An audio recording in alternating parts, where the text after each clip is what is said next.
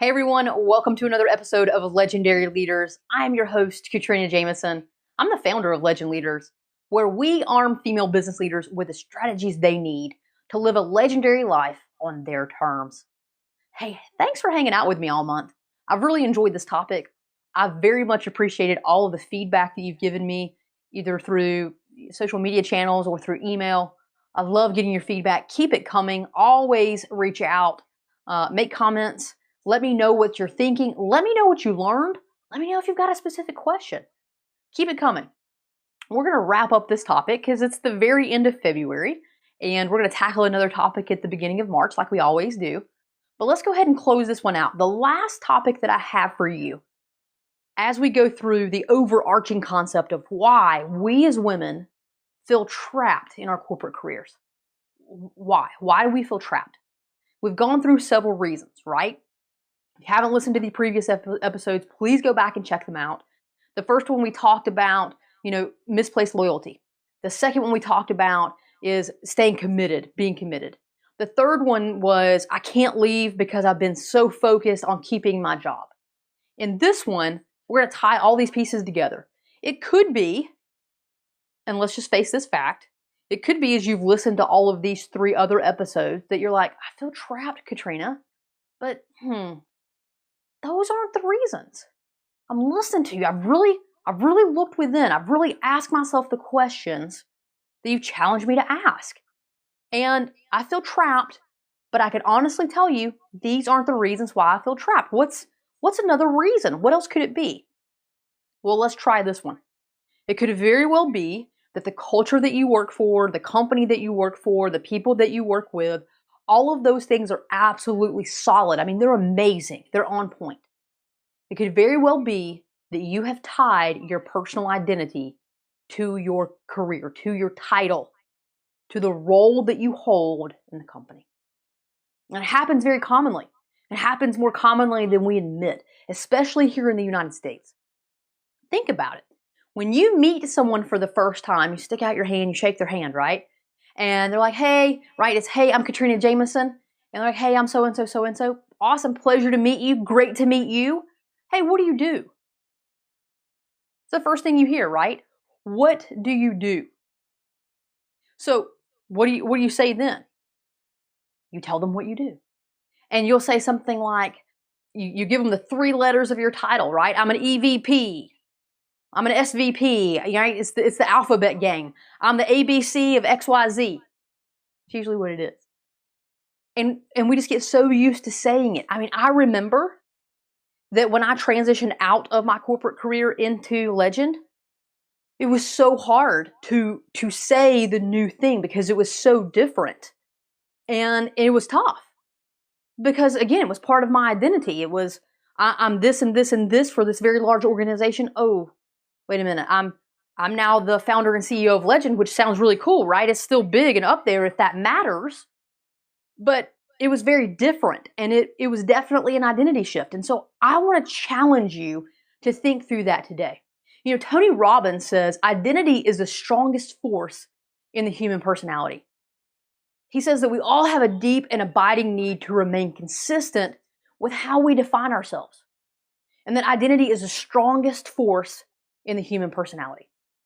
And so we as humans will consistently work diligently to act, think, and behave in ways that reinforce how we perceive our identity and how we've set it. And so this could be the reason that you feel trapped, because you're having a conversation with your friend, and maybe she says this, maybe she's trapped.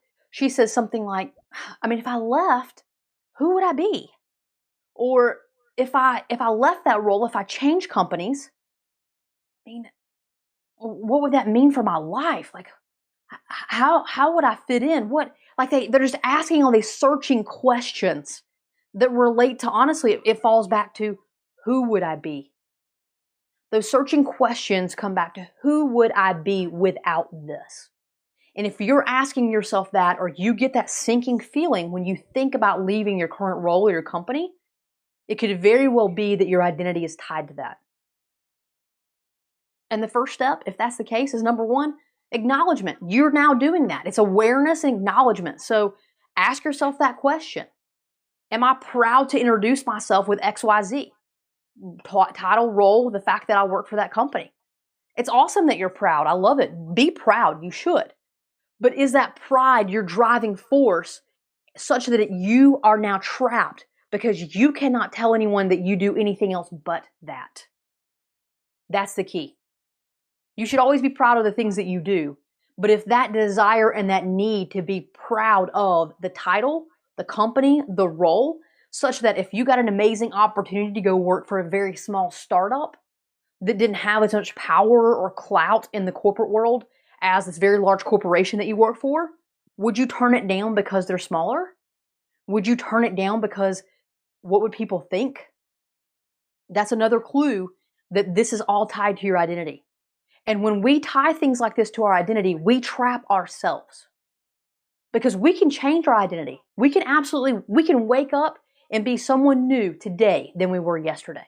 We can change our identities like that, just like we change our perspective and our minds.